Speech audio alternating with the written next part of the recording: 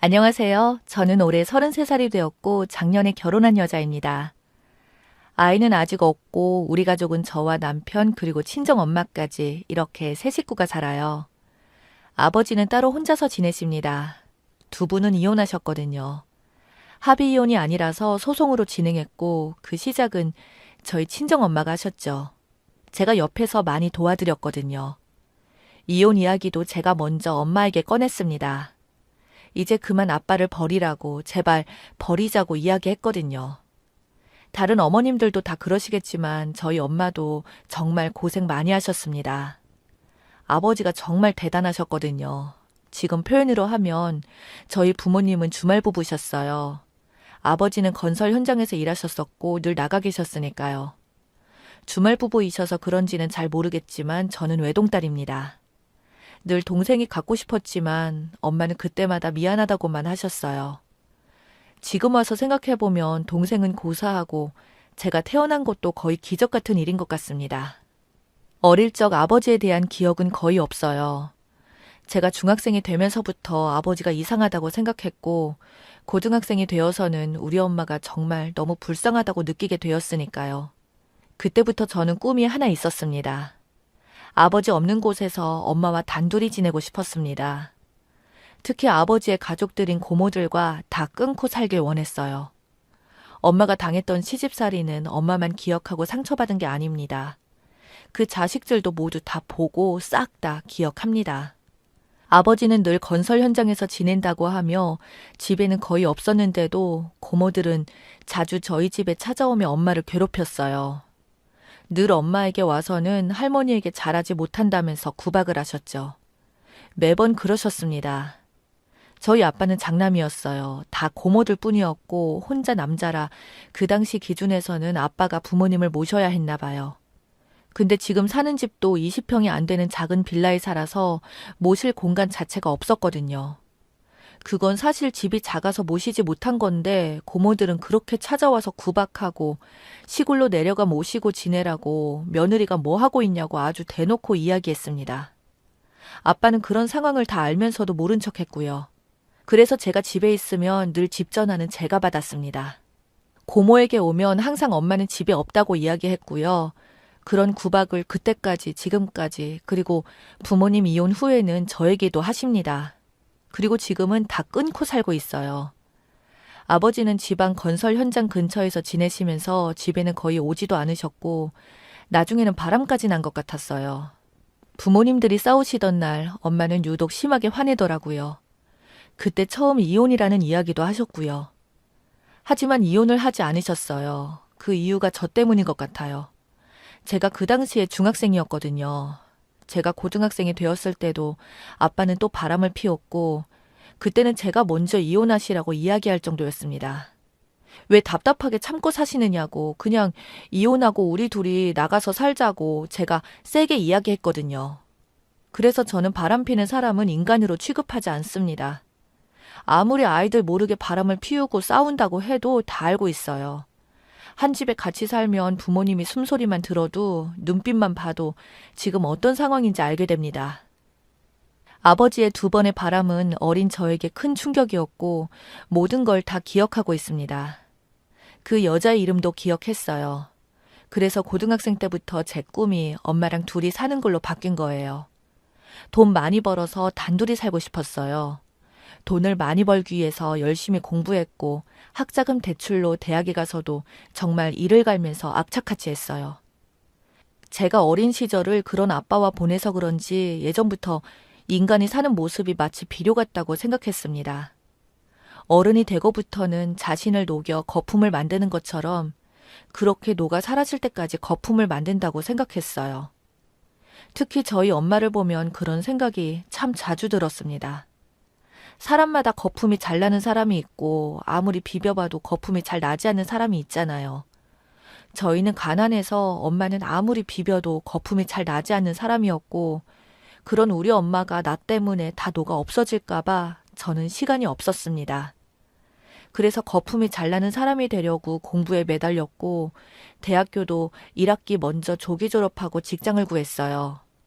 그렇게 제약회사에 들어갔습니다. 제가 사회에 들어간 나이가 25살이었어요. 지금 33살이 돼서야 엄마를 모시고 나오게 되었습니다. 처음에 직장에 들어가게 되었을 때부터 저는 친정 엄마와 따로 나와 지내려고 했지만 쉽지 않았어요. 엄마는 계속 지금까지 어떻게 참고 살아왔는지 제가 결혼할 때까진 참고 지내겠다고 아직은 아니라고 하셨어요. 그래서 제가 29살이 되었을 때 결혼하려고 준비했었는데 상견례까지 다 마친 상황에서 엎어지게 되었습니다. 아버지가 그 당시에 예비 신랑에게 저 몰래 돈을 빌리려고 해서 그 일이 커지면서 예비 시댁에서 먼저 파혼하자고 했어요. 아빠는 예비 신랑에게 돈을 먼저 빌리고 나중에 축의금이 들어오면 거기서 돈을 갚겠다고 급하게 했다더군요. 전 그 이야기를 예비 신랑에게 전해 듣고 너무 부끄러워서 이미 파혼은 예상했었습니다. 아빠를 말려보고 싸워도 보고 했지만 어차피 나중에 축의금 들어올 돈인데 뭐 어떠냐고 오히려 화를 내셨고요. 그 이야기가 예비 시부모님들에게까지 전해지면서 그냥 전화로 파혼 통보를 하시더라고요. 인연이 아닌 것 같다며 자세한 집안 상황은 모르겠지만 아들을 둔 부모 마음을 이해해달라면서 받아들일 수 없다고 하셨어요. 결국 그렇게 제 첫 번째 결혼이 아빠 때문에 파혼으로 끝이 났고 그때부터 저는 아빠와 연을 끊고 살았습니다. 근데 고모들이 하는 소리가 참 가관이었어요. 아빠 덕분에 이상한 집안을 피할 수 있었다고 다행으로 생각하라더군요. 그 뒤로 저는 결혼에 대해서 포기하고 살았어요. 이런 아빠를 둬서 내 팔자에 결혼은 없을 것 같았습니다. 엄마에게도 딸 자식 결혼 기다리지 말고 당장 그 집에서 나오라고 제발 아빠를 버리라고 했습니다. 엄마는 끝까지 제 결혼을 기다리셨어요. 결혼식장에 아빠 손잡고 들어가야 하지 않겠냐고 하시면서요. 그렇게 3년이 더 지났고 새로운 인연을 만나게 되었어요. 저보다 4살이 많은 약사 남자였습니다. 근데 웃긴 건 그 남자도 파혼 경험이 있어서 결혼에 대해 포기하면서 지냈다고 하더라고요. 자기가 집안에서 늦둥이 막내 아들인데 아버지는 어릴 때 이미 돌아가셨고 어머님은 건강이 좋지 않으셔서 결혼을 서둘러 하려다가 파혼하게 되었다면서 이제 어머님까지 돌아가셔서 결혼에 대해 완전히 접고 지냈었다고 저랑 엄청 비슷하다고 했어요. 그렇게 서로 파혼 경험을 이야기하면서 점점 친해지게 되었고 결국 1년 만에 서로 결혼을 생각하는 사이가 되었습니다.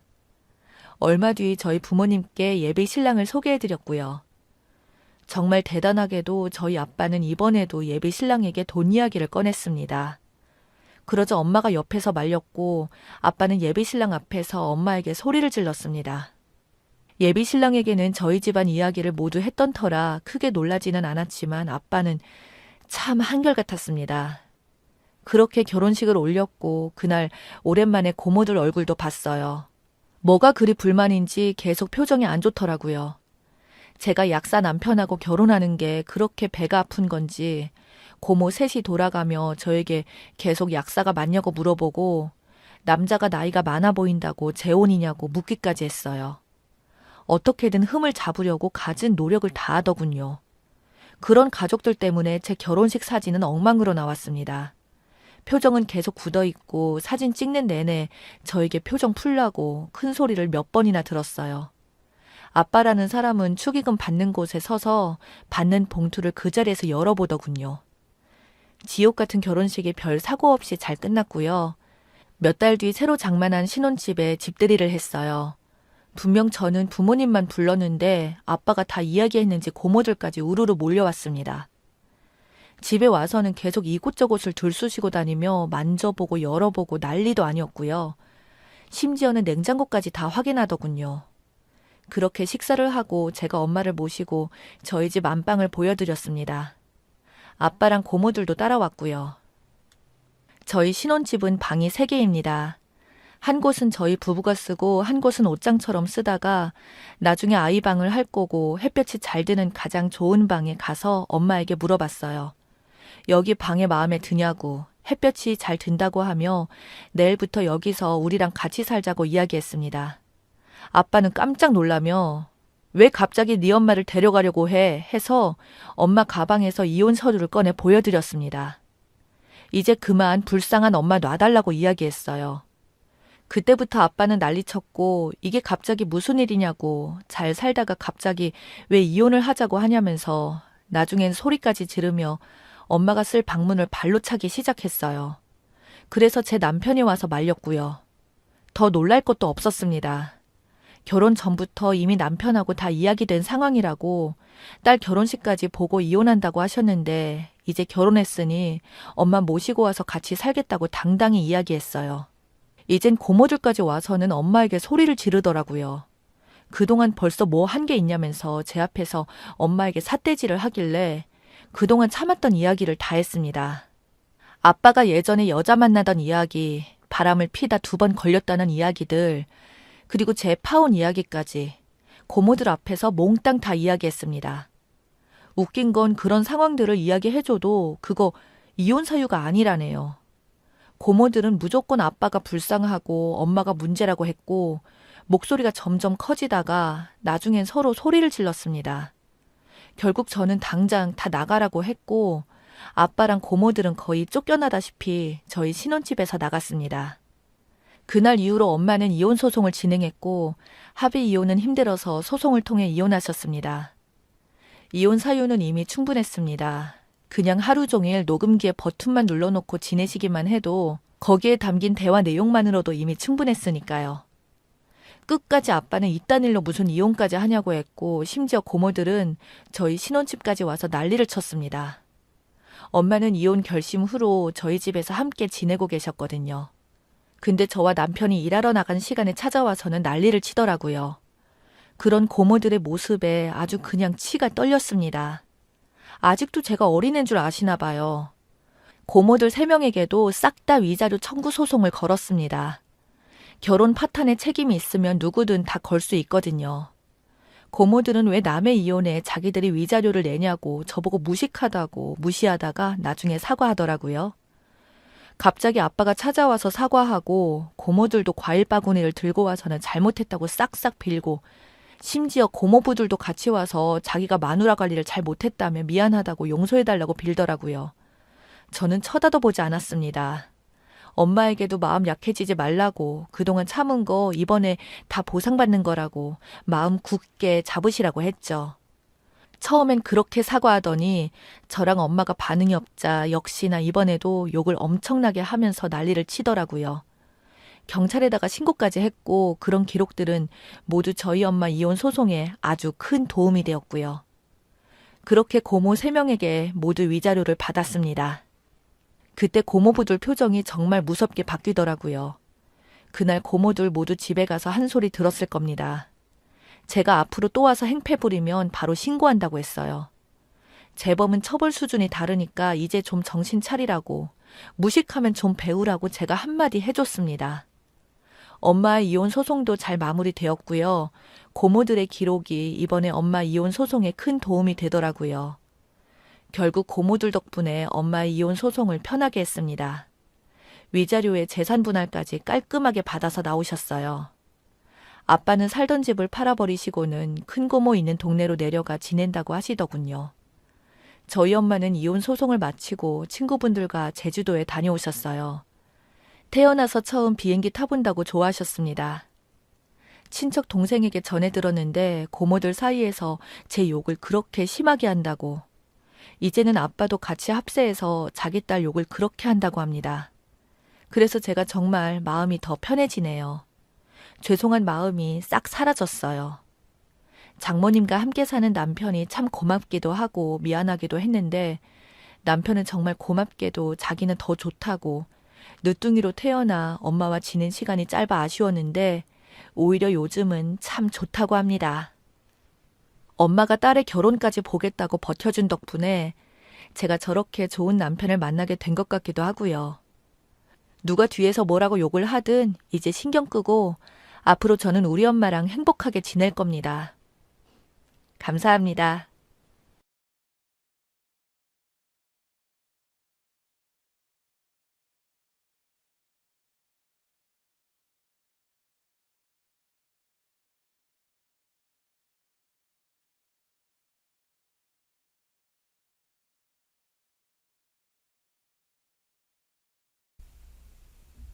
제가 얼마 전에 제 가게 앞에서 정말 누더기 같은 옷을 걸쳐 입고 있는 할머니랑 마주쳤어요. 행색이 너무 초라해 보여 남 같지가 않더라고요. 제 친정엄마도 돌아가신 지 꽤 되셨지만 살아계신다면 저 연세쯤일 것 같아 마음이 아프더라고요. 살아생전에 효도도 다 하지도 못하고 딸이 이렇게 잘 사는 것도 보지 못하시고 돌아가신 저의 친정엄마가 엄청 생각이 많이 나서 가슴이 아파왔습니다. 그래도 아직은 제게 친정아버지가 건강하게 살아계시니까 참 다행인 일이었어요. 친정엄마에게 다하지 못한 효도를 제 친정아버지에게 해야겠다고 또 다짐을 해보면서 불쌍해 보이는 그 남루한 행색의 할머니에게 다가갔어요. 아직은 이른 시간이라서 가게 오픈을 안 했지만 따뜻한 식사 한 끼라도 대접하고 싶어서였죠. 친정엄마라 생각하고 그렇게 하고 싶었어요. 그래서 제가 다가가려고 하자 이상하게도 주춤주춤 거리면서 뒷걸음질을 치더니 황급히 고개를 숙이고 36개 주랭량을 치는 겁니다. 참 이상한 생각이 들더군요. 내가 마치 저승사자라도 되는 양 놀라서 가시는데 제가 할머니 잠깐만요 라고 불러도 그냥 가버리시더라고요. 분명히 차에서 내리면서 계속 나를 쳐다보고 있는 것 같아서 저도 쳐다봤는데 저는 이상하다 생각을 했죠. 직원들의 말을 들어보니 가끔씩 가게 주변에서 폐지를 주우러 오신다고 하더라고요. 마음이 짠하더군요. 저 나이에 폐지를 주우러 다니셔야 하는지 참 불쌍하다는 생각이 들었습니다. 그래서 직원에게 폐지가 나오거든 잘 정리를 해서 가져가실 수 있게 비에 맞지 않도록 바깥에 잘 두라고 했습니다. 우리네 사회가 젊어서는 저렇게 고생해서 자식들 키우고 힘들게 경제 발전을 이룬 토대를 만들어주신 저런 어르신들이 잘 사실 수 있도록 시스템이 되어야 하는 게 아닌가 하는 생각이 들었어요. 왠지 계속 그 할머니가 눈에서 잊혀지지가 않더군요. 왜 내가 다가가려고 하자 놀라서 도망치듯이 주랭량을 쳤는지, 그리고 할머니가 나를 쳐다보는 모습이 꼭 나를 아는 듯한 눈빛이라서 한동안 그 인상적인 모습이 신경이 쓰였었죠. 그런데 그 이유를 알게 되었습니다. 우연하게 창밖을 내다보다가 그 할머니가 싸놓은 폐지를 챙기고 있는 모습을 봤어요. 누가 보지 않나 하고 주변을 두리번거리면서 폐지를 주워 담고 계시는데 그 모습이 참 안쓰럽더라고요. 그러다 얼굴을 보았습니다. 저는 깜짝 놀랐어요. 왜 그 할머니가 나와 눈이 마주치자마자 도망갔는지 그때서야 알게 되었어요. 세상에 이런 일이 어쩌다가 또 이렇게 마주치게 되는 것인지, 그동안 어떤 일이 있었길래 저렇게 되셨는지 여러 가지의 생각이 들었습니다. 그렇게 미워서 죽고 못 살던 시어머니가 폐지 줍는 할머니가 되어서 나타나다니. 그 옛날에 그토록 시어머니가 원망스러워서 마음속으로 저주도 퍼붓고 했었는데 참 그렇더라고요. 저 폐지 줍던 할머니는 전 남편의 어머니였습니다. 그렇게 내 앞에서 기고만장하고 하시고 싶은 말씀 서슴지 않고 했던 분이 맞나 싶을 정도로 어깨가 축 처져 있고 기가 다 꺾인 듯 틀림없는 할머니가 되어 있는 게 믿기지가 않았어요. 전 남편과 저는 친정엄마가 살아생전 시장 구석 한 모퉁이에서 조그만 국밥집을 하고 있을 때 만났어요. 우연히 저녁 식사 때 친구들과 함께 시장에 과 모임을 하면서 국밥을 사러 왔다가 들렸었던 것인데 제가 그때 서빙을 했었죠.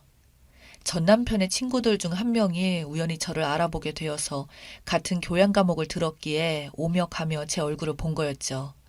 그렇게 해서 같은 대학에 다니는 동문인 것을 알게 되었고 그런 인연으로 서로 통성명을 했고 저희 친정엄마도 딸과 같은 학교 학생이라고 하니 서비스로 수육도 내주면서 그대로 그 친구들과 친해지는 계기가 되었어요.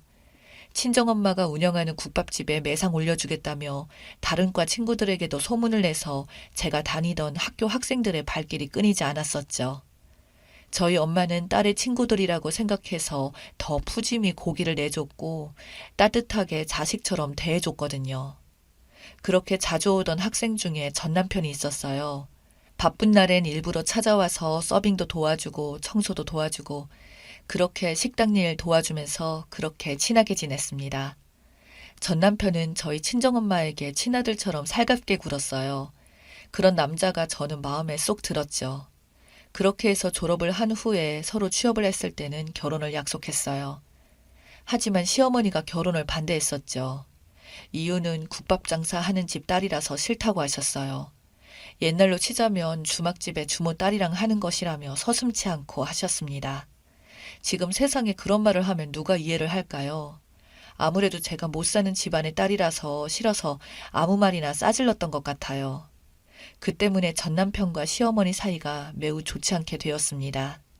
그럴수록 저에 대한 미움은 더 커져만 갔고요. 시어머니께서 계속 저희 결혼은 반대는 하셨어도 아버님은 저를 예쁘게 보셨어요. 제가 가난한 집안의 딸이라는 걸 빼고는 빠질 것이 없었으니까요. 웬만큼 좋은 직장에다 순하고 착하다고 좋아하셨거든요. 그래서 결혼을 하게 되었습니다. 전 남편이 나서서 예물 예단을 다 생략하고 결혼식을 하기로 했지만 시어머니는 그것도 불만스러워 하셨어요. 하나부터 열까지 다 제가 마음에 드는 구석이 없다면서 노래를 부르시곤 했죠. 그럴 때마다 항상 비교를 하시는 것이 형님과 아주머니였고, 아주버니는 남편보다 공부도 더 잘한 것도 없었고, 대학도 남편보다도 못한 곳을 졸업을 했어도 부잣집의 딸과 결혼해서 아주 잘 나간다고 하시면서 저 때문에 자기 둘째 아들 인생을 망쳤다고 했습니다. 아주버니보다도 더 좋은 집안과 결혼을 시킬 수도 있었는데 제가 그 길을 가로막았다고요. 그렇지만 저와 전 남편은 어쨌든 시어머니 고집을 꺾고 한 결혼이기에 시어머니와의 관계를 개선하려고 노력하자고 했어요.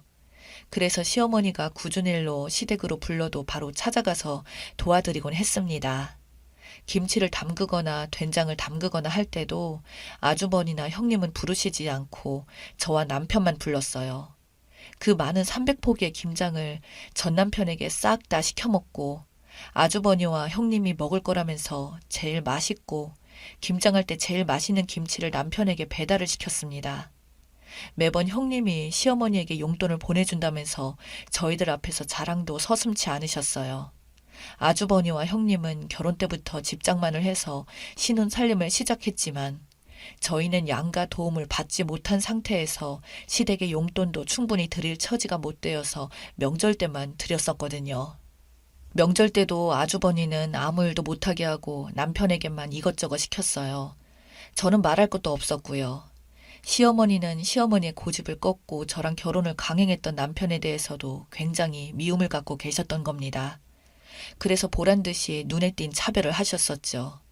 그랬어도 전 남편은 조금 그렇게 화풀이식으로 하시다가 말 거라면서 화가 풀리실 때까지 최선을 다해서 참아보자 했습니다. 명절 때도 아주버니 앞으로 맛있는 반찬을 밀어주시고요. 이거 먹어라 저거 먹어라 하시면서 남편에겐 한마디 말씀하시지 않으시더라고요. 아주버니 아버님 국은 직접 떠서 갖다 주시면서 나한테 국은 직접 떠오라고 하더라고요. 그러다가 제가 참을 수 없는 사건이 터지고 말았습니다. 친정엄마가 몸이 편찮으셔서 병원에 검사를 받고 계셨어요. 식당 일로 바쁘셨던 친정엄마가 장기침이 잦으시고 자꾸 살도 빠지고 가슴이 답답하다고 해서 친정아버지가 저에게 병원 모시고 가서 검사를 받아보라고 부탁을 하셨었죠. 친정아버지는 엄마와 함께 국밥집을 하셨고 남동생은 지방에서 근무를 하고 있었기 때문에 제가 모시고 갈 수밖에 없었어요. 제가 회사에 금요일을 연차로 쓰고 검사를 받고 기다리던 중이었어요. 실은 시어머니가 주말에 전 남편과 함께 시댁에 와서 시어머니와 함께 장 보러 가자고 하셨었죠. 아주버님, 형님도 맞벌이를 해서 손주를 반찬을 해먹이지 못하니까 반찬해야 한다고 하시면서 오라고 하셨어요. 남편이 장모님이 입원하고 계셔서 못 간다고 말씀을 드렸는데 병원까지 쫓아오셨더라고요. 저는 처음에 기대하지도 않았던 시어머니가 사돈 입원에 있어서 문병 오셨나 했었고 남편도 그런 줄 알았습니다. 그런데 오자마자 시어머니가 아파서 누워있는 저희 친정엄마에게 한다는 소리가 날 시집을 보내시더니 아주 팔자가 피셨습니다. 저는 아직까지도 이렇게 팔자 좋게 병원에서 검사 한번 안 받아봤는데요. 팔자 좋은데요? 왜 우리 아들까지 피곤하게 병원에 부르는 겁니까? 제가 이 꼴 보겠다고 대개딸과 결혼시킨 거 아니에요. 딸을 거저 시집을 보냈으면 염치라도 있어야지. 정말 놀랍게도 문병 온 게 아니라 따지러 왔더라고요. 하찮은 국밥 장사를 하시다가 잘난 사위를 보시더니 몸보신을 하겠다고 내 아들까지 병수발을 들게 하고 있어요? 여기에 이렇게 한가하고 있을 애가 아니란 말이에요. 그러면서 시어머니는 저를 향해서도 그러시더라고요. 너는 시어머니 말이 이젠 우습게 들리니? 내가 주말에 장 보러 가야 한다고 했니 안 했니? 일부러 시어머니 말을 안 들으려고 네 모친 건강검진을 하는 거 아니냐? 그러자 남편이 시어머니에게 그런 무례한 말이 어디 있냐고 하면서 병실 밖으로 끌고 나가려고 하는데 끝까지 버티시면서 큰 소리를 쳤습니다. 그곳은 4인실 병실이라서 다른 환자들도 있었는데 있든 말든 상관도 하지 않아서 저희 친정엄마는 놀라서 얼굴이 창백해지는데 제가 도저히 참고 있을 수가 없었죠. 또 어떤 말을 퍼부을지 알 수가 없었기에 무조건 시어머니를 끌고 나가야겠다고 생각했습니다. 어머니 나가시죠. 나가서 얘기하세요. 당신 뭐해? 어머니 모시고 나가. 그러자 시어머니가 제 머리를 세게 잡았습니다. 어디다 함부로 손을 대 건방지게. 그 기막힌 장면을 친정엄마가 보고 있었어요. 저도 모르게 시어머니의 뺨을 때리고 말았어요. 그리고 무작정 시어머니를 끌고 병실에 나왔어요.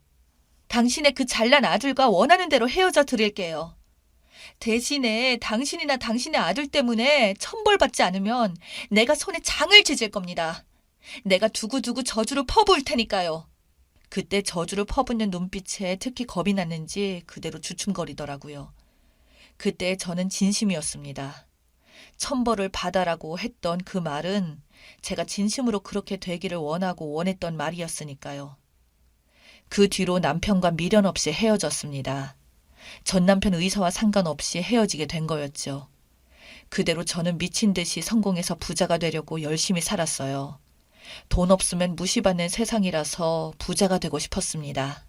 친정엄마가 아프셔서 국밥집을 아버지에게만 맡겨둘 수 없어서 회사를 그만두고 식당 일에 매달리다가 국밥 장사로는 수익에 한계가 있어서 유명하다는 고깃집에서 요리를 배우면서 비법 전수를 받았어요. 거기서 만난 사장님이 바로 현재 제 남편이었죠. 지금은 남편의 도움으로 퓨전 고깃집으로 크게 성공할 수가 있었어요. 7년이 지난 지금 제가 원하는 대로 부자는 되었지만 폐지 줍는 할머니가 되어서 나타난 시어머니는 참 안 됐더라고요.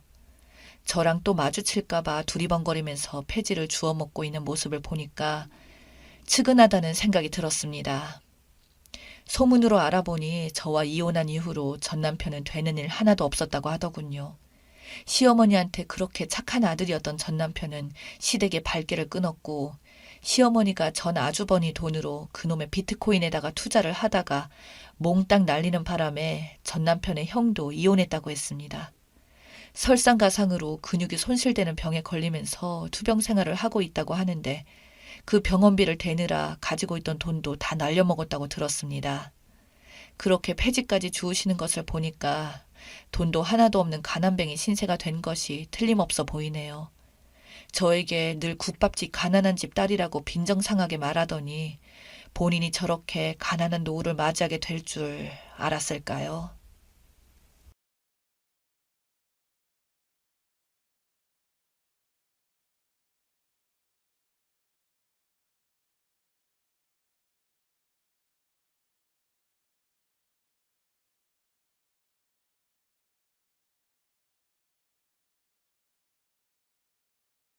정말 이제는 참을 수가 없습니다. 정말 질릴 대로 시모에게 질려버렸네요. 아무리 막말이 생활화되어 있다는 분이지만 그동안 12년을 참았습니다. 하지만 이제는 정말 참을 수가 없습니다. 저희 부모님이 몇 달 전에 돌아가셨습니다. 여름에 비 많이 올 때 산에 가셨다가 돌아가셨습니다. 처음에 언니한테 전화 왔을 때는 아니겠지, 장난이겠지 했지만 막상 병원에 가보니 더는 두 분의 미소를 볼 수가 없고 그저 차디찬 부모님을 접한 순간 정말이구나 하는 생각에 까무러쳤죠. 그렇게 갑자기 저희 부모님이 세상을 뜨셨고 너무나도 힘들었습니다. 정말 나도 따라서 죽고 싶을 정도로 힘들었습니다. 현실을 계속 부정하고 싶어서 부모님의 휴대전화로 괜히 전화도 해보고 부모님이 사시던 집에서 온종일 가만히 앉아 있어 보기도 했습니다. 혹시 그러고 있으면 오시지 않을까 하면서요. 말도 안 되죠.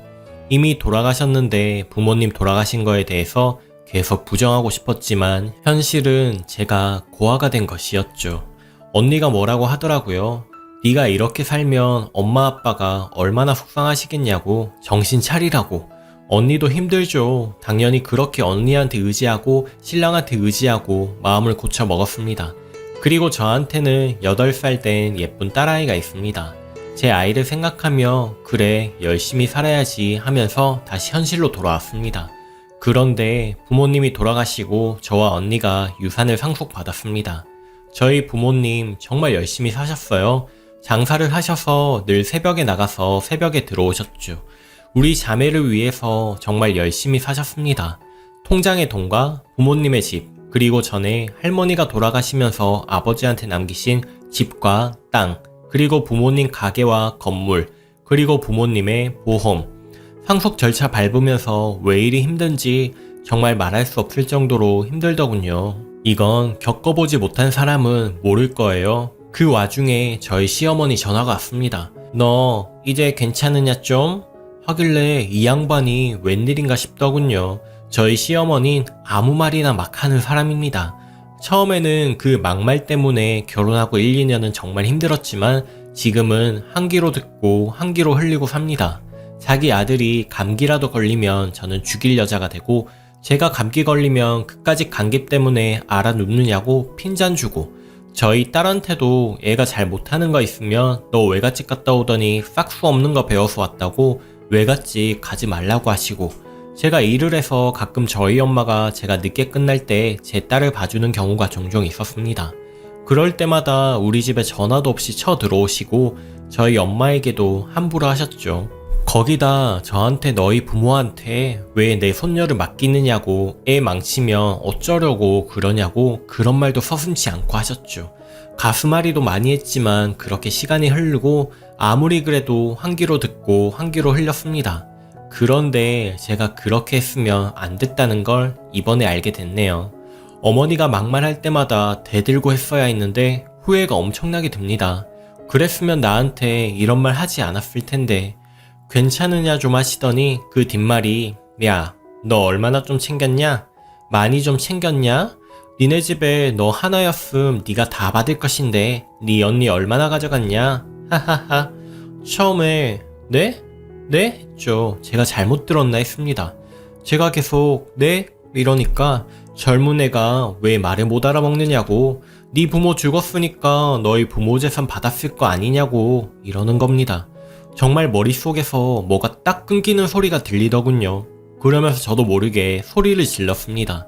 지금 말 다 했느냐고, 지금 그걸 말이라고 하시는 거냐고, 그러면 그동안 어머니는 우리 부모님 빨리 돌아가시기를 바랬던 거냐고, 당신이 사람이냐고, 아무리 할 말 못할 말 분간을 못한다고는 하지만 이런 것은 지나가는 동네 개도 알겠다고, 가뜩이나 힘들어서 미쳐버릴 것 같은데 내 자식을 위해서 그래도 살아야지 하고 참고 있는데 어머니가 뭔데 그렇게 말씀하시냐고 말이 입에서 나와서 말이냐고 하면서 소리를 질러 버렸네요.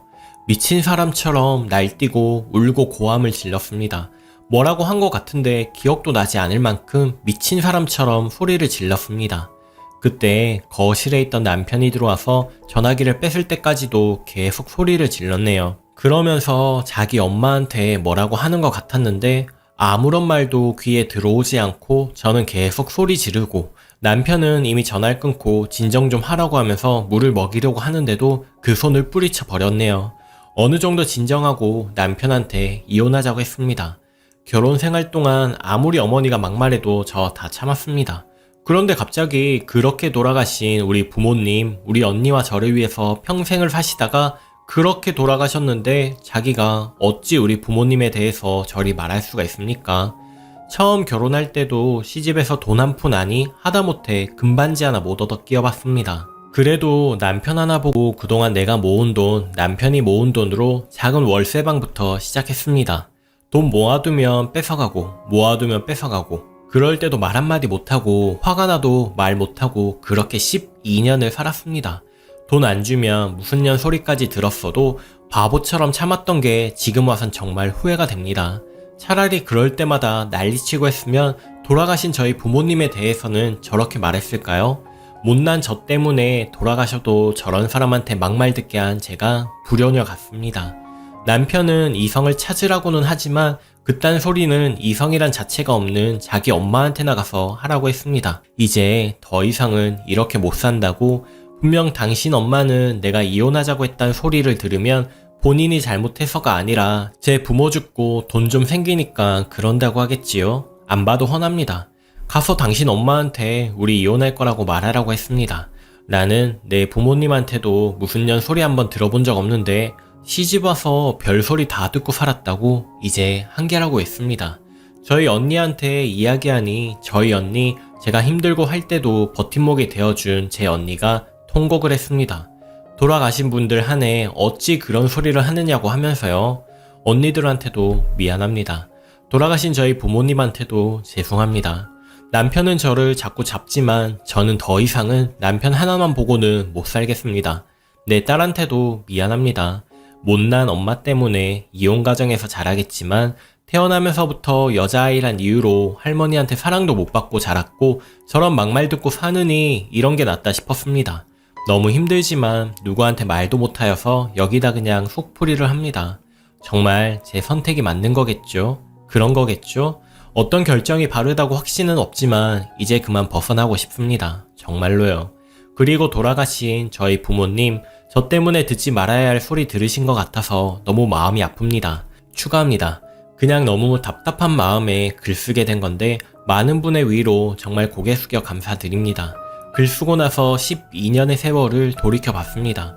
결혼하고 아이 낳고 3개월 빼고 죽으라 일하고 아끼고 해서 간신히 전세로 돌리고 집 좀 사볼까 하고 돈 모으면 돈 뺏어가는 시어머니, 없다고 하면 무슨 년이라고 함부로 말했던 시어머니, 옆에서 그저 아무 말 없이 방관했던 남편, 내가 울면 같이 울던 내 딸, 친정엄마가 아이 봐주고 있으면 그냥 쳐들어와서 사돈한테 아무 말이나 막 하고 집에서 부리는 사람처럼 대했던 시어머니, 집에 제사나 명절 하나 손 하나 까딱 안 하면서 이건 어쩌네 저건 어쩌라 하면서 무식한 친정 땡에서 보고 배운 게 없어서 저 모양이라고 했던 시어머니, 내가 돈 모아서 장만한 전셋집에 자기 집인 것처럼 퇴근하면 와 있는 시어머니, 그리고선 집에 일찍 안 들어온다고 살림을 하는 거냐 마는 거냐 하는 시어머니, 좋았던 기억은 단 한 번도 없었던 시어머니, 내가 어머니 때문에 힘들어하며 울 때도 참으라고만 했던 남편, 정말 이대로는 살고 싶지 않다고, 언제까지 이렇게 살아야 하느냐고 내 자식한테까지 저렇게 함부로 하는 시어머니와 안 보고 살고 싶었던 나에게 엄마가 본인 어릴 때 고생을 많이 해서 저러는 거라고, 엄마가 저렇게 하는 거 당신이 힘든 거 아는데 나이 들으면 나아질 거라고 무조건 이해하라고만 했던 남편, 바보같이 그 남편 말을 믿었던 나. 말은 안 해도 내 딸이 저렇게 시집살이 하는 거 눈으로 보고 속으로 울었을 우리 부모님.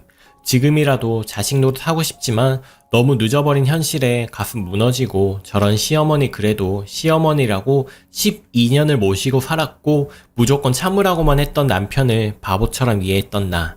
12년의 세월이 남은 것이라고는 그저 내 후회와 초라해져 버린 나뿐이네요. 많은 분들이 제 딸을 걱정해 주셔서 감사합니다. 하지만 이게 제일 나은 선택이라고 생각합니다. 저한테 하는 것처럼 제 딸한테도 저렇게 하셨고 이런 가정에서 살게 하는 것 또한 부모로서 할 짓이 아니라고 생각합니다. 더는 제가 겪은 아픔을 제 딸한테 대물림하고 싶지 않습니다. 제가 나중에 저의 이런 모습을 보고 엄마 왜 바보처럼 참고 살아? 이러면서 속상해하는 딸의 모습을 보고 싶지 않습니다. 제 딸한테 떳떳한 엄마가 되고 싶고 제 딸 더는 주눅들게 살게 하고 싶지 않습니다. 저는 12년의 세월을 버렸지만 제 딸은 그렇게 살게 하고 싶지가 않습니다. 아직 어릴 때 이혼하는 것이 현명하다고 생각합니다. 제 딸이 나중에 철이 들어서 자기 아빠를 미워하지 않았으면 합니다. 그나마 아빠에 대한 좋은 기억이 있을 때 그 사람과 헤어지는 것이 낫다고 생각했습니다. 딸은 엄마의 삶을 그대로 산다는 말이 있습니다. 나중에 제가 이혼한 것이 딸에게 흠이 될 수도 있지만 그런 가정이 있다는 것 또한 큰 흠이 될 것 같습니다. 그리고 딸이 저처럼 저런 남자를 만나고 시어머니를 만나게 하고 싶지도 않습니다. 남편은 끝까지 저를 잡겠다고 합니다. 그동안 나와 딸을 방관한 채로 살았던 사람, 이제 와서 왜 저러는지 모르겠습니다. 저는 소송이라도 할 생각입니다. 변호사님은 아까 낮에 언니와 함께 만나봤습니다. 여러 가지 정황상 이혼은 할 수 있지만 증거 수집이 필수라고 하십니다. 언니 또한 제 결정이 바르다고 생각하고 있고요. 이런 마당에 또 시어머니는 저한테 전화가 오더라고요. 너 지금 유산 좀 받았다고 이혼 얘기 꺼내는 거냐? 너 그런 애였어? 어머니, 대체 왜 이러세요? 저 이제 정말 지쳤습니다. 다른 건 다 참아도 저희 가족을 욕하는 건 저는 이제 못 참을 것 같아요. 내가 없는 말 한 것도 아니고 유산 받은 걸 유산 받았다고 하지 그게 그렇게 기분이 나쁘냐?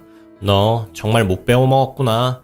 그러면서 욕까지 하면서 무릎을 꿇으라고 하더라고요. 앞으로 당신 같은 사람에게 12년을 참았는데 이제는 다시는 연락하지 마세요 하고 전화를 끊었습니다.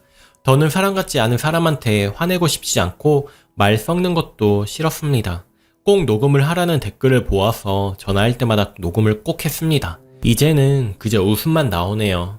아직도 저렇게 당당한 시어머니 더는 용서하지 않으려고 합니다. 불쌍하게 돌아가신 내 부모님에게 함부로 말하고 나와 내 딸에게 함부로 했던 남편의 어머니.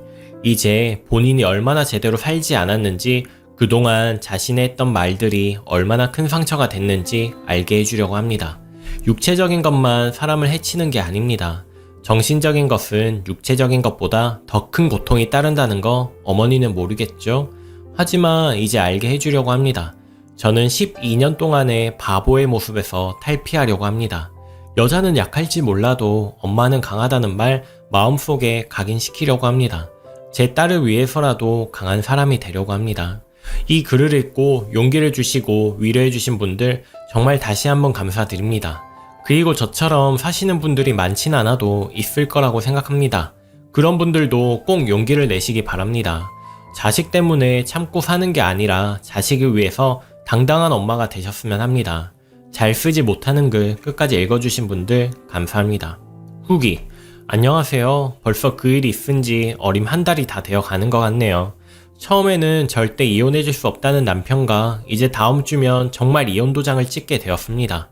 처음 한 일주일은 절대 이혼 못해주니 소송을 걸라고 하기에 알았다고 했습니다. 그렇게라도 해서 당신과 당신 집안과 인연을 끊을 수 있다면 그게 100년이 걸리더라도 하겠다고 했습니다. 어떻게 이야기를 듣고 시어머니는 이제는 시어머니도 아니죠. 그 사람의 어머니가 또 저에게 전화를 하셨더군요. 안 살 거면 부모님께 받은 유산과 딸아이를 놓고 너 혼자 나가라고. 역시 절대 기대를 저버리지 않으시는 분이시더군요. 그 말과 더불어 갖은 쌍욕을 하시기에 그냥 녹음하고 저는 듣기만 했습니다. 몇 차례 전화 오고 전 녹음하고 제가 지금은 저희 언니 집에 딸아이와 있습니다. 저희 언니 집까지 찾아와서 동네에서 소리 지르고 경찰 부르고 계속 무한반복을 며칠 동안 했습니다. 그러고 난 후 그 남자에게 전화해서 만나자고 했습니다. 보자마자 이제 생각이 바뀐 거냐는 그 인간 앞에 그 사람 어머니가 저에게 함부로 말했던 것을 녹음한 휴대전화기를 들이밀며 들려주었습니다. 어떻게 하겠느냐고 하면서요. 물론 이 사람뿐 아니라 이 사람의 어머니에게도 위자료 청구한다는 말도 잊지 않았습니다. 변호사님도 시댁에서의 부당한 대우가 입증만 되면 충분히 청구할 수 있다고 하더군요. 그리고 아이도 최대한 제가 데리고 올 수 있게 힘쓸 거라고 걱정하지 말라고. 저희 언니도 제 뒤에는 언니가 있으니 절대 마음 약해지지 말라고, 여기서 약해지면 안 된다고. 녹음된 것을 다 들려준 후 아이 또한 제가 데리러 올 거라고, 당신과 당신 어머니한테 내 딸을 맡겼다가는 내 딸 제명에 못 살 것 같다고, 당신이 아이 아빠라면 아이를 생각해서라도 양보해줬으면 좋겠다고. 그리고 당신 엄마 우리 언니 집까지 쫓아와서 난동 부리고 한 거 일부러 경찰에 신고한 거라고. 그런 것도 다 증거 자료가 될 수 있다고. 우리 사이에 아이가 없다면 막장까지 갈 생각이지만 마지막으로 당신의 아이 아빠라면 나와 내 딸 그냥 편히 놔줬으면 좋겠다고 했습니다. 나중에 내 딸이 아버지란 사람 원망하지 않게끔 도와달라고 했고요. 한참을 생각하더니 며칠 더 여유를 줬으면 좋겠다고 하더군요. 당신한테는 며칠이지만 나에게는 그 며칠이 정말 지옥 불구덩이에서 내 살을 주는 것과 같은 거니 되도록 빨리 결정을 해줬으면 좋겠다고 했습니다. 며칠이 지나도 연락이 없어서 정말 소송으로 갈 생각이구나. 정말 이거밖에는 답이 없나 보구나 라는 생각에 허무해질 무렵 4일 전에 연락이 왔습니다. 서류 보내겠다고요. 작성해서 보낼 테니 나머지 작성하고 다음 주 월요일에 법원 앞에서 만나자고 하더군요. 그러곤 그냥 끊더군요. 등기로 서류 받아들고 한참을 쳐다만 봤습니다. 이혼을 망설인 건 아니었지만 막상 서류를 보니 아무 생각도 나지 않아서 그저 우두커니 있다가 오늘 서류 빈칸을 채웠습니다. 빈칸을 채우면서 왜 이리 눈물이 나는 것인지 이혼하는 게 두렵고 후회할까봐 눈물이 나는 건 아니었습니다. 그저 그동안의 결혼 생활이 눈앞으로 스쳐 지나가고 돌아가신 부모님 얼굴이 자꾸 생각이 나고 그동안 힘들었던 결혼 생활이 이 종이 한 장으로 끝나는구나 라는 생각도 들고 그냥 왠지 모르게 서러운 마음이 들어서 눈물이 나는 것 같았습니다. 혹여나 딸아이가 듣진 않을까 하는 생각에 조용히 소리 없이 한참을 운 것 같네요. 지난번 두 번째 글에 댓글을 보니 저희 딸아이 입장인 분들이 많더군요. 만약 내가 한 번 더 참았다면 내 딸도 그런 생각을 가지고 살겠다는 생각에 또 한 번 마음이 아프더군요. 나 하나 그리 살았으면 됐지. 내가 내 딸에게 나와 같은 아픔, 아니 어찌 보면 더한 아픔을 줄 수도 있었다는 생각이 들더군요. 그래서 더욱더 이혼이 간절해졌었나 봅니다. 이제 다음 주 월요일이면 법원에 서류 제출하고 숙려 기간이 있겠지만 이것도 법원에서 지정해준 곳에 가서 부부 상담 치료를 받거나 하면 단축할 수도 있다고 하네요. 서류 제출하고 얼마간의 시간이 더 걸릴지도 모르겠지만 그래도 마음 한구석은 왠지 모르게 후련한 마음이 드네요. 후련하다는 제 생각이 잘못될 수도 있겠지만 그래도 저는 그런 마음이 듭니다. 많은 분이 걱정을 해주셔서 저에게 많은 위로와 도움과 용기가 된 것 같아서 마지막으로 한번 글을 쓰는 겁니다. 저와 제 딸 걱정해주셨던 분들 정말 잊지 않을 생각입니다. 이제 모든 게 끝나고 저와 제 딸 멋지게 새 인생을 살아볼까 합니다. 저도 저지만 이제 제 딸 정말 행복하게 해주고 싶은 마음이 간절합니다. 저에게 도움 주셨던 많은 분 정말 마음속 깊이 진심으로 감사드립니다. 베스트 댓글입니다. 그 할머니 정신 못 차렸네요. 결국 자기 돈 욕심에 아들 이혼남 만들고 아들 부부 12년의 결혼 생활을 지옥으로 남겼네요. 이혼이 확정되시면 따님과 단둘이 여행을 시작으로 마음도 쉬게 하시고 머리도 식히시고 새로운 삶을 준비하세요. 이런 말 하면 좀 그렇지만 어쩌면 이 이혼 부모님이 마지막으로 주신 선물 같아 보이기도 합니다. 앞으로는 부모님도 안 계시는데 딸이 혼자 그 집에서 당하는 꼴 못 보게 하시려고 도와주신 게 아닌가 하는 생각이 들었습니다. 딸과 함께 행복하게 건강하게 사세요. 오늘의 사연은 여기까지입니다. 여러분의 생각은 어떠신가요? 댓글을 남겨주세요. 오늘 하루도 행복한 하루 보내세요. 항상 감사드립니다.